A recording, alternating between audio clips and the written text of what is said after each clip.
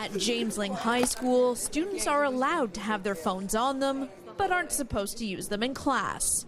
Still, screen time is a big chunk of the day.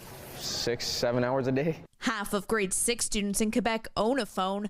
By secondary 1, it jumps to 80%. And while these students aren't in favor of a ban, they do see the issues. Other people are on their phones and not really paying attention, and then get left behind in the class. So you just want to go on your phone and just scroll, and then when you're scrolling, you just see so much stuff, so you want to keep scrolling and see what you can find. And at the same time, it's you're this is bad for me. I need to turn off the internet because with brain rot and with the attention span going down, you're I need to stop. A new Quebec report finds students recognize that cell phones are a distraction and can affect their concentration in class. There is support for a total ban in Quebec City. We need to do this fall. Almost everybody thinks that it's a good idea. And in a poll, most Quebecers agree. It's nearly unanimous for those between 65 and 74 years old.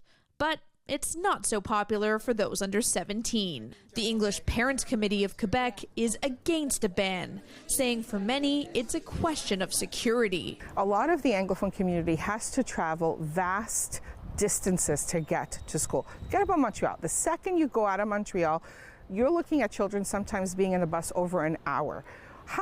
If something happens, how are parents supposed to be able to reach their children? The Quebec Association of Neuropsychologists says having a cell phone can help students who might feel alone.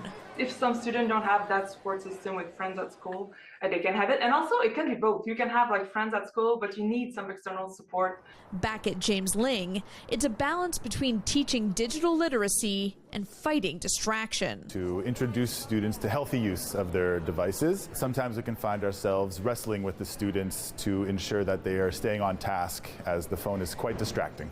A final report will be tabled May 30th. A total ban could start as soon as this fall.